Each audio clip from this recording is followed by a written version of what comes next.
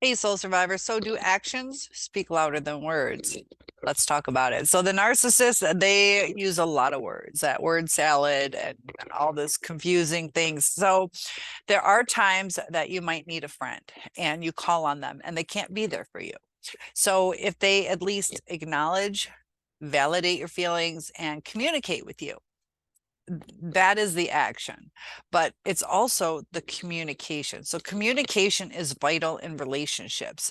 So we also have to be understanding when people can and can't be there for us. But with the narcissist, they can use lies to make it seem like, man, I wish I could be there for you, but I can't. And that's where it gets confusing, because when the actions and the words match up, that's when you know somebody truly loves you. And some people do struggle with communication. So being on the right page with each other, sometimes we have to come back with, is this what you are saying? And the ball gets rolling. But as far as actions, they can, come over, they can cuddle with you. They can do this. They can take you out to eat. They can show up to every family event. And that's not necessarily showing love.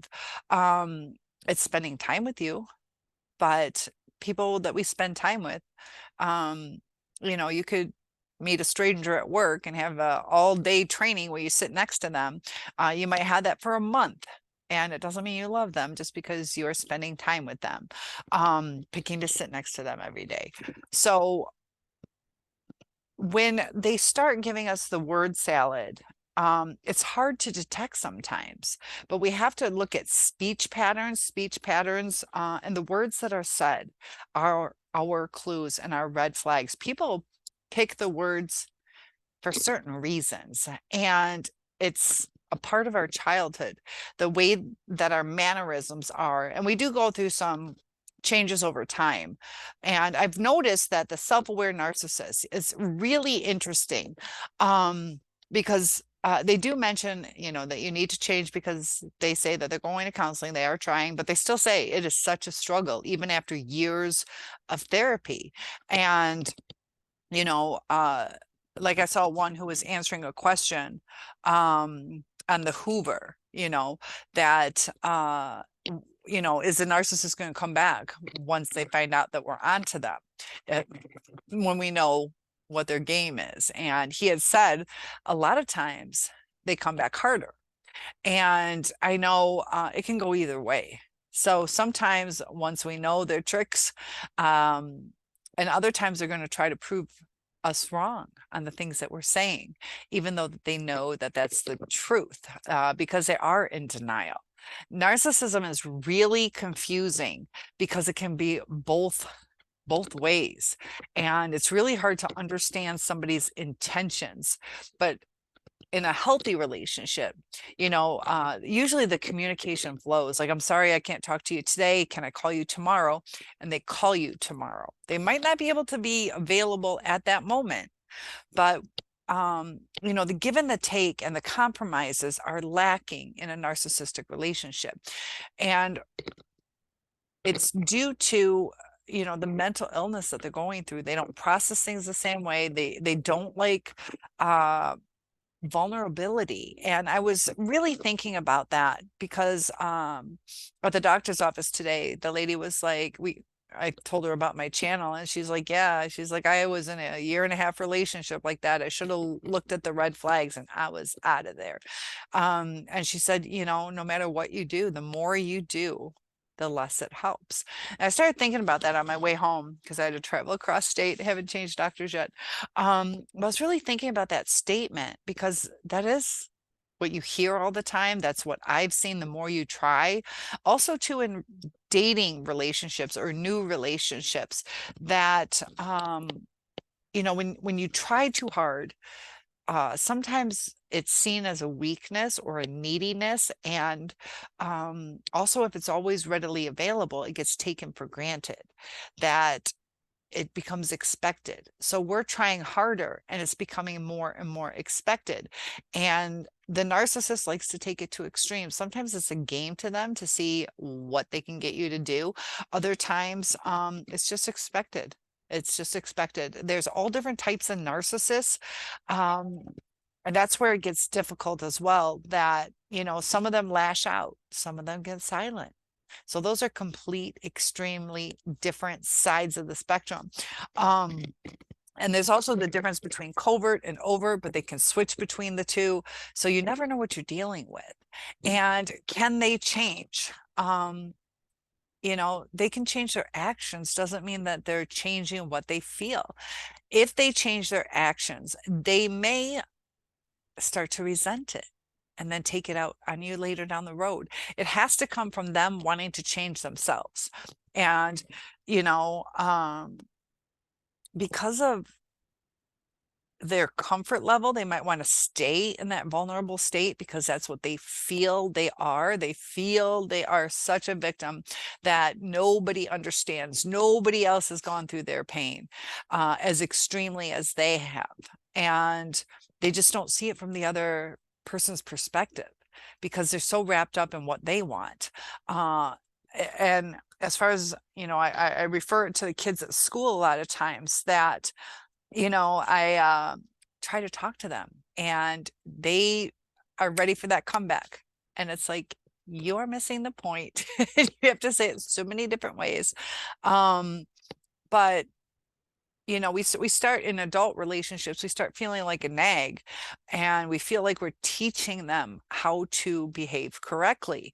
And then they start resenting us because they know that they're adults and they don't like being talked to that way. But we start getting frustrated. And, do we stay in this relationship? You know, this is where it gets tricky. Is if, let's say, it's kind of like a handicap in a sense. So, there are people that take on handicapped spouses, things like that,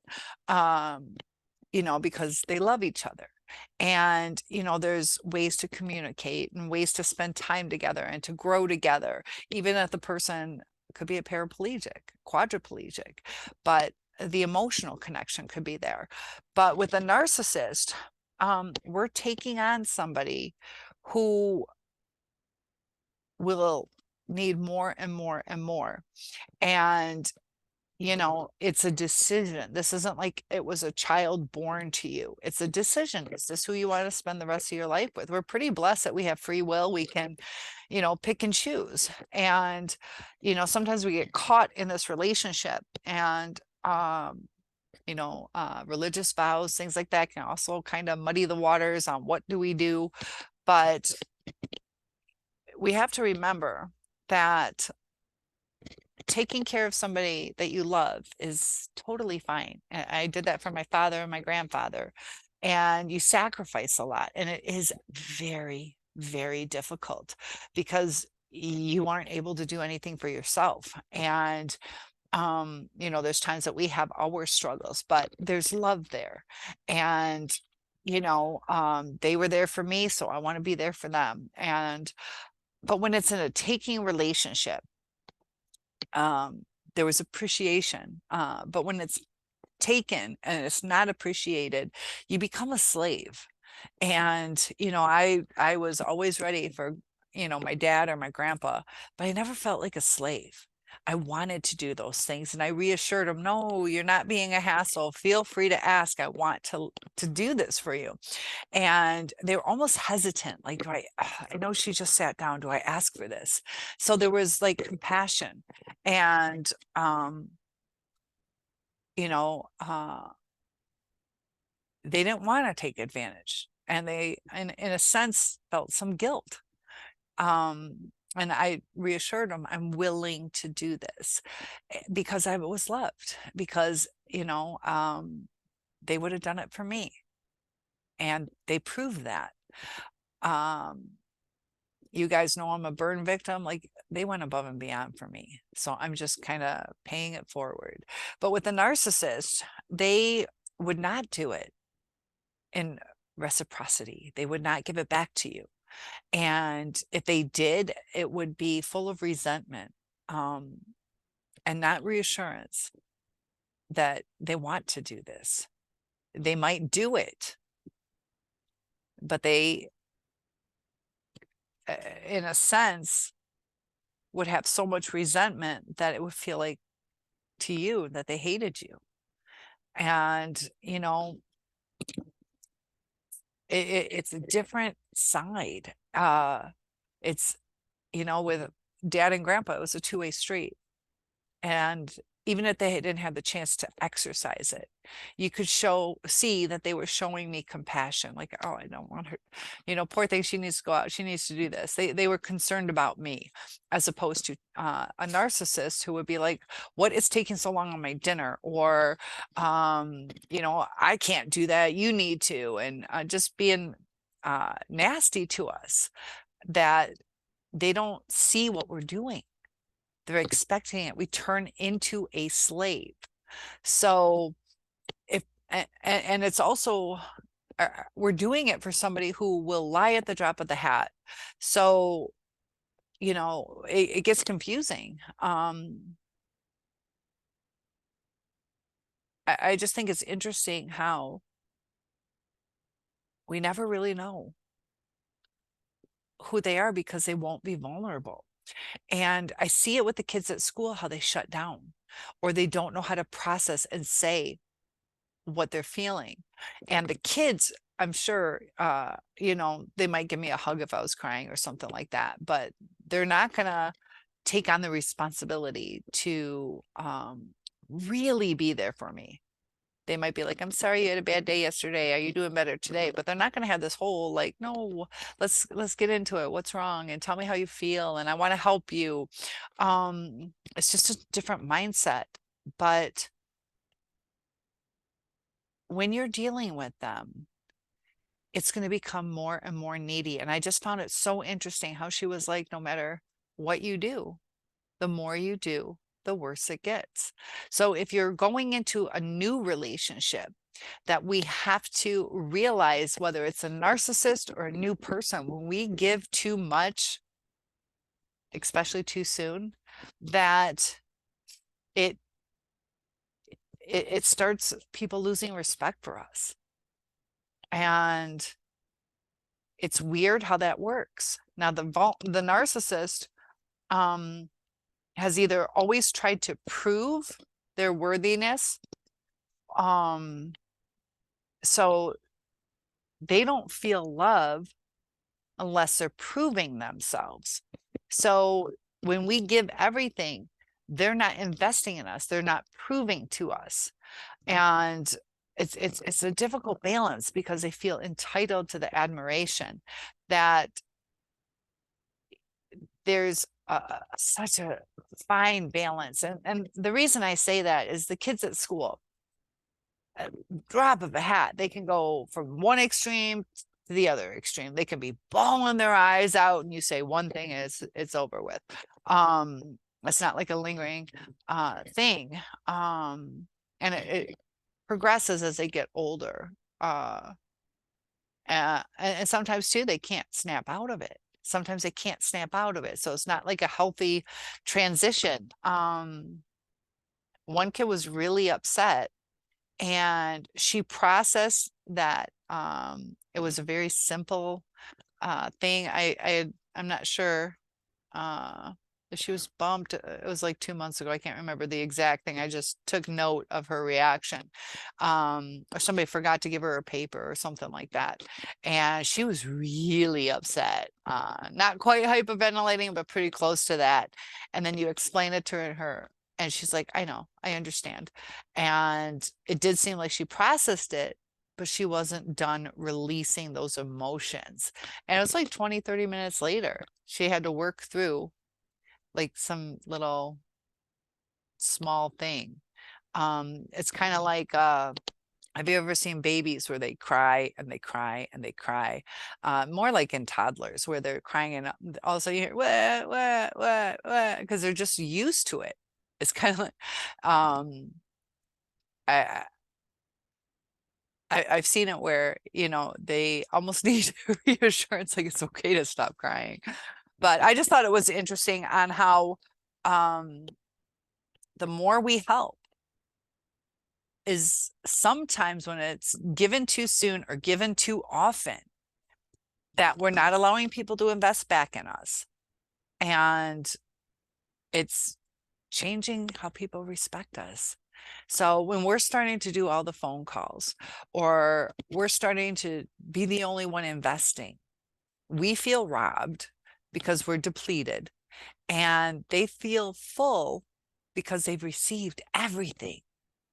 So of course they're going to be spoiled little brats and want more because they're so used to it. And you can see that with kids, when you give them everything, and then you say no one time, they'll throw a fit because they're not used to hearing no. So another thing I wanted to bring up is boundaries, that there is good communication on boundaries. That should be really boundaries and expectations in the beginning of a relationship is vital. And unfortunately, there's things that come up that we don't necessarily foresee. So let's say we were on the same page, we both wanted children. And then we didn't realize that I wasn't able to have children. So now what? We agreed to having children. We both said it was a deal breaker if we didn't have children, and we can't.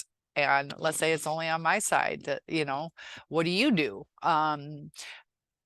So sometimes we don't foresee certain things that might happen. And, different boundaries come up then. And it can be quite devastating if somebody leaves you, because they want a child or something, and you can't give them that. And that's where it gets hard, because it could be something that you really want to, and it's just not happening. There are adoption, things like that, but in vitro fertilization, but communication is good. And as far as boundaries, there was this one where the lady said, good communication. I expect it, exceptional communication. And he said, okay, sometimes I need to like the next day to process things, and I will get back to you. And so she's all ticked off that he waits till the next day. And she's like, it's so frustrating and this and that. And she set her boundaries. But we also have to remember when people set theirs as well. So there was good communication. She didn't take it to heart. She didn't process what she wanted. She still wanted him to do it her way. So there are times we have to really analyze the things. What was communicated to us? What were the expectations? How were those expectations communicated? So relationships can be tricky, even when they're healthy. But with the narcissist,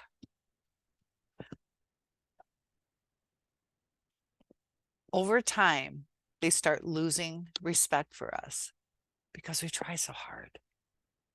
And we don't want to lose them. And that's their trap, that they know they have us. And that's when they start taking advantage of it. So protect yourself, set your boundaries. There are times that we might lose somebody. But when we respect ourselves and know what is important, like that lady, is it absolutely necessary? It could be absolutely necessary he gets back to her that night. Maybe it's a trigger if he doesn't. But that's the price you pay. Do you walk away, or do you respect his boundaries, or compromise? At least let me know by the morning. So communication is vital. And when people uphold what they communicate, but with the narcissist and the future faking, that even when we try to explain it, they see it as a personal attack, not us saying, I love you and I want our relationship to grow. Our need to communicate bothers them. And they want to run from it, or shut down from it, or shut us up about it. And, with the silent treatment, that is one of the cruelest, dehumanizing things that somebody could do to you, is to not allow you to speak.